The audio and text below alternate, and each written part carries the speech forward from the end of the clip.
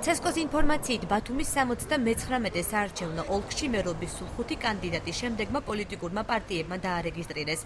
ერთიანობის დარბაზი მერაბ ხიმშიაშვილი, შალვა ნათელაშვილი საქართველოს ლეიბორისტული პარტია, ნუგზარ ჩხაიძე, ირაკლი ღლონტი რეფორმატორები დავით დიასამიძე, ხალხის პარტია ჯუმბერ თავართხილაძე და სალომე ზურაბიშვილი საქართველოს გზა გოჩა გუგუნავა.